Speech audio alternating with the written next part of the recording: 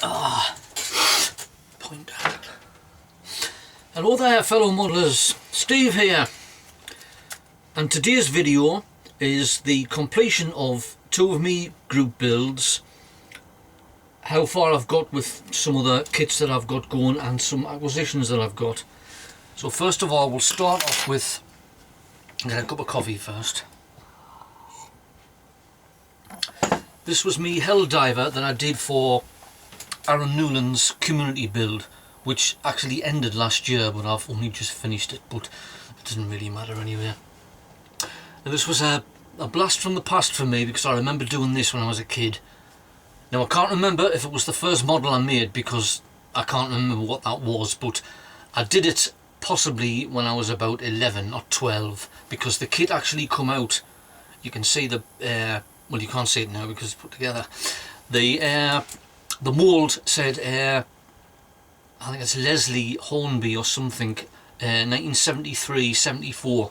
I was about 10 then, 10 or 11, so that's when I probably did it. So we'll go straight onto it and I'll pick my camera up.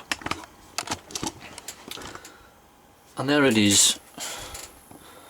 I've got it with the wings folded,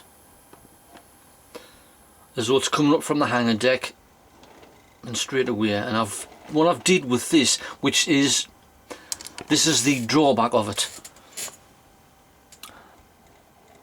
With the canopy being, they only had two bits of canopy, and the canopies were actually closed. But I wanted to look as though it was the canopies were open. So what I did was, I mean, I've done it a few times before, cut the canopies with a heated knife, so they look as though they're old, because it's a very big greenhouse canopy. I've did it before with Spitfires and it's only really just two slices and it looks okay, but with this one having loads of framework in, it's come out okay, but it could be better. I could do it a bit better next time. But you can see it there. I don't want to take the wings off because it's it'll take ages to get them back on. I hope the light's okay there. I'll put that might be better. Now I did the inside because it was just a bare inside, a seat and a gun for the gunner, because I took some inspiration off Panzerman Bill. Alright there Bill, because he did that, one of these, for my carrier aircraft group build, which was about January, well, about this time last year, and he made a very good job of it. So I thought I'd do the same, and it's turned out okay. I'm very pleased with it. Like I say, this was an ongoing thing, and it's took us a while to finish it, but it's done anyway. And the colours are, it's like a light aircraft grey, then a medium grey and a dark blue. Two bombs and a red arrestor hook. I don't know if it's supposed to be red, but I forget now. I've put this away and I don't know what unit this was or which ship it was based on, but it was about 1943. It was either the Bunker Hill or the Yorktown. I can't remember which squadron. But I'll lift it up to have a look underneath. Now the markings come out on this okay for it being a really old kit. There's a bit of silvering around there, around the star, but apart from that they've worked okay with the Humbrol decal solution thing that I put on the top. But it's come out okay, and it did have two pilots, but I've used them for something else. But I didn't want to put pilots in because I wanted to, as though it was just a brand new an aircraft coming up due to be launched. But that's okay, that's worked out fine. But it could be better, with the only drawback, like I say, is the glass canopy. But put that back down again and you can get a look of something.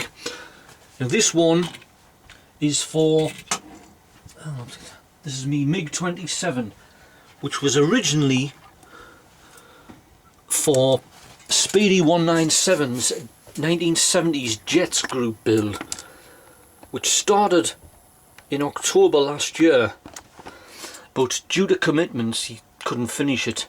But I was halfway through mine, so I says, well, I'll keep on finishing it. And he's actually sent a message, I think it was the beginning of this year, that he's going to start it again in February.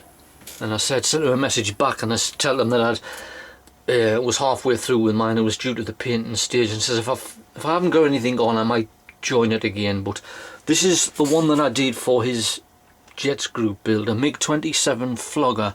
I think that's, yes it is, a Flogger D. It's a 1/48th scale, and it's made by, what is the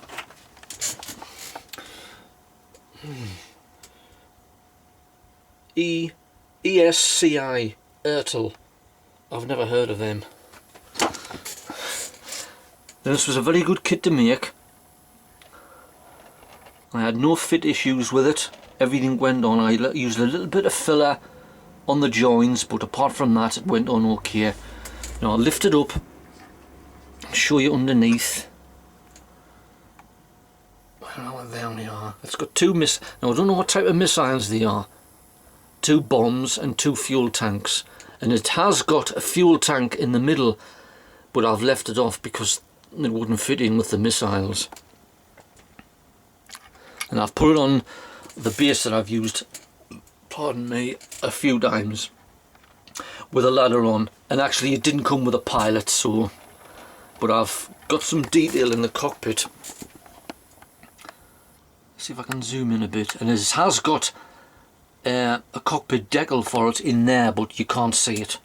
But there's the seat belts I've done with the Tamiya tape. I'll see if I can. No, I don't think I can. You can't see it. It's well suited forward.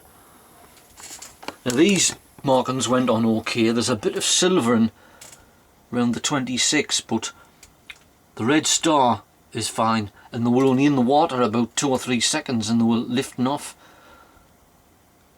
Depends on some makes of markings, you've got to leave them in for about 5 minutes and the water's got to be boiling.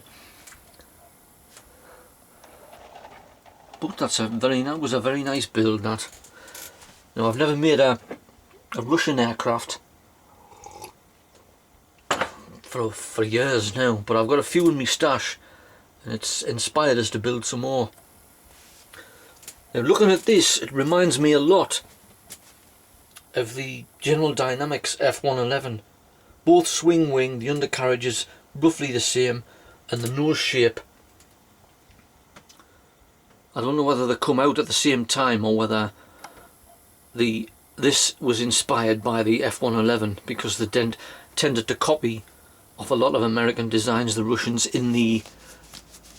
back in the 50s and 60s. Maybe somebody can enlighten us about that. So that's that done. And I'll put it back, and what have we got now? This is me TSR2 for Edgar Modelin's What If group build, which actually ended last year, but I'm still going on with it.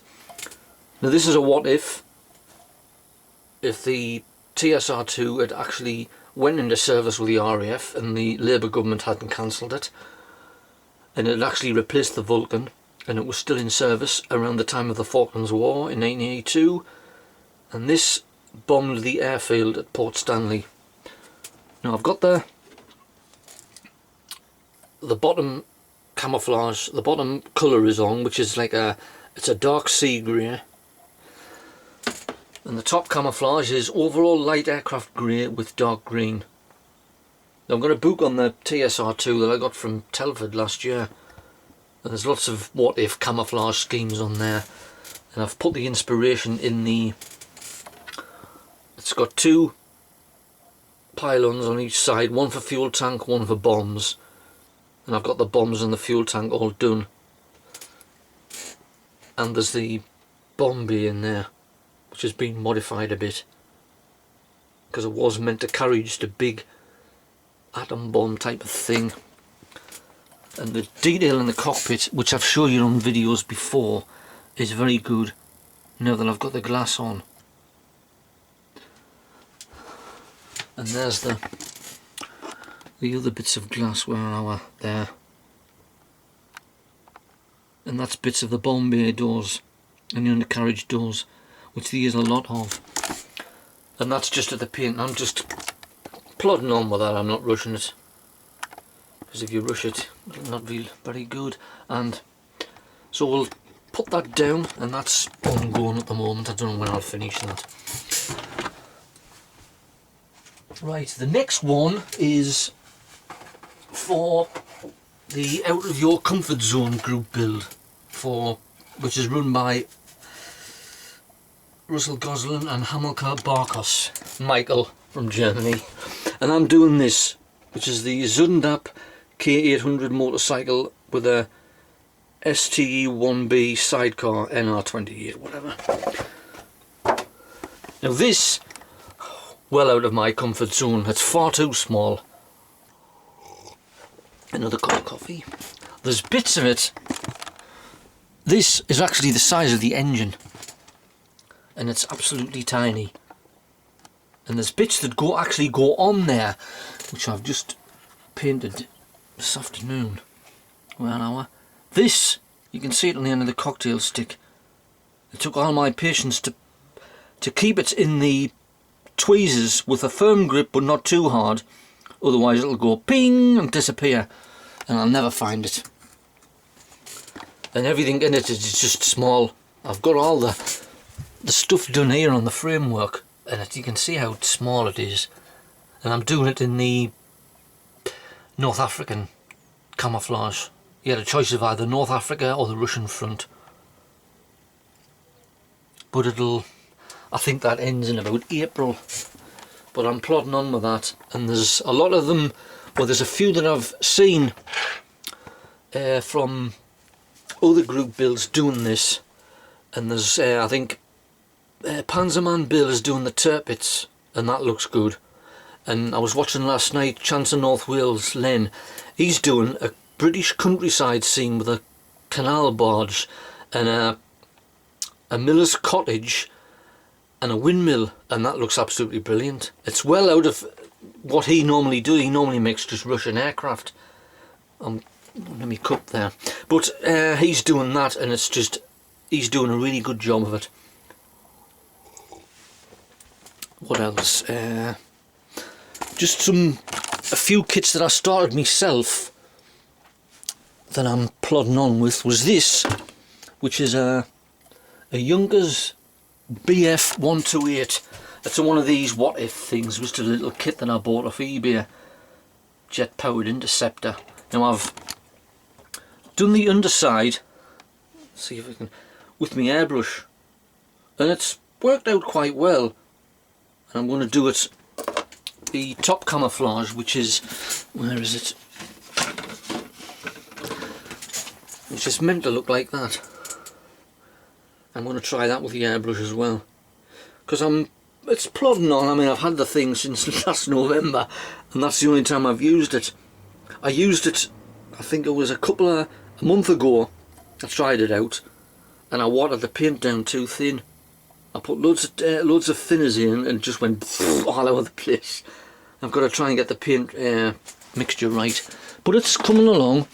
But like I say, I'm very pleased with how the undersides turned out on that with the airbrush. You do get a really better finish with it.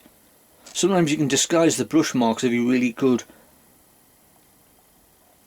That's going on with that. Another one, which is a Bowfighter, which is just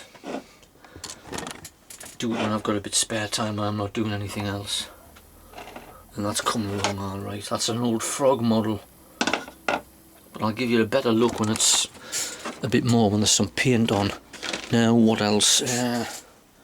Oh yes, what started today was the Build Big or Go Home and Forget About It by Demand Modeler, and I'm doing the 1/32 scale Spitfire. I'll pull it back there, which is the Revel model. I haven't started it yet, but I'll have to figure out how long it runs for. I think it's a couple of months, but you get things done anyway. Right, I've got a couple of, well, I think there's about 3 or 4 that I've kits that I've acquisitioned.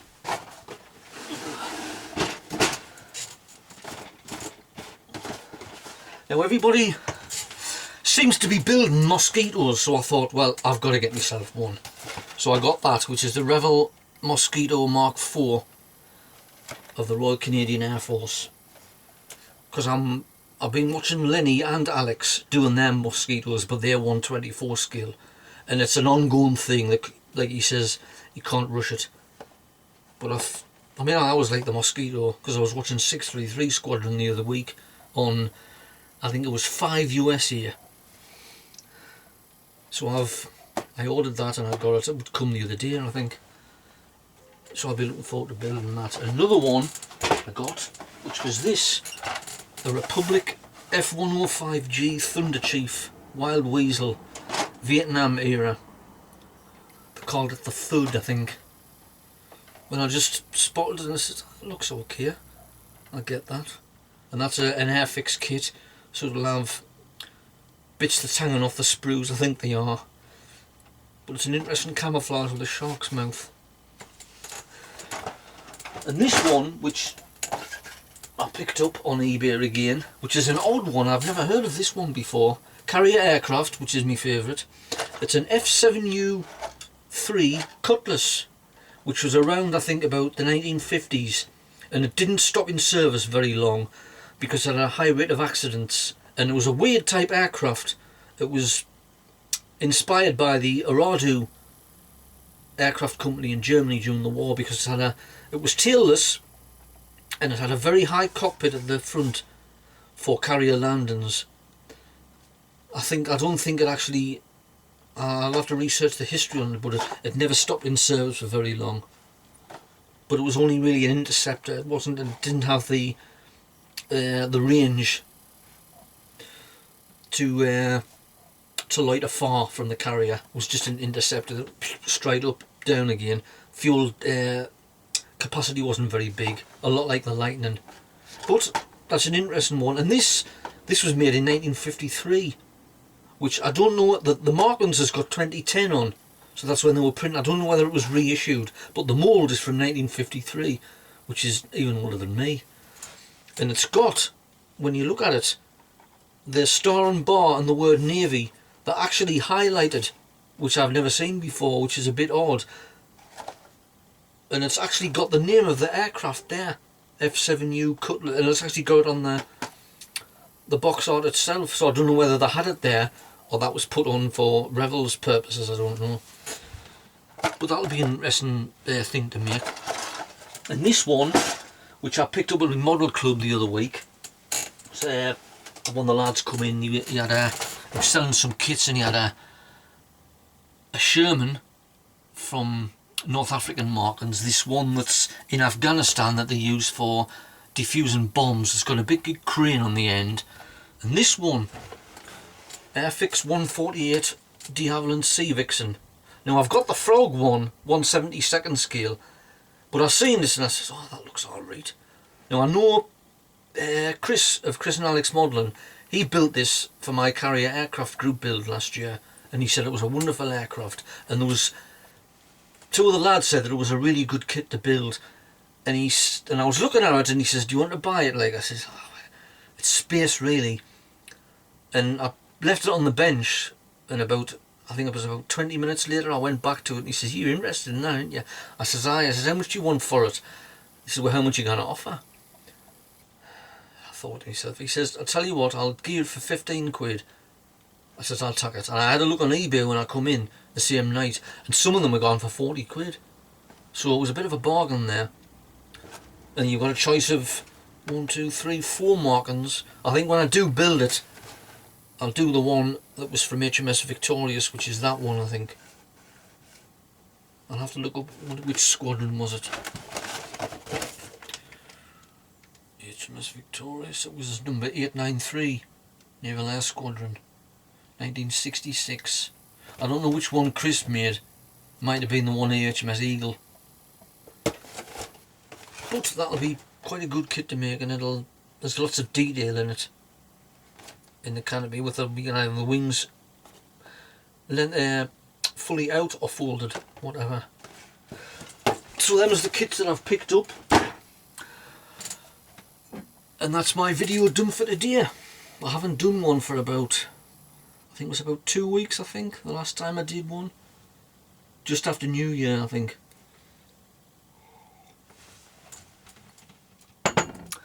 Right, so that's me done. So happy modelling, and I'll see you guys in the next video. Ta-ra now.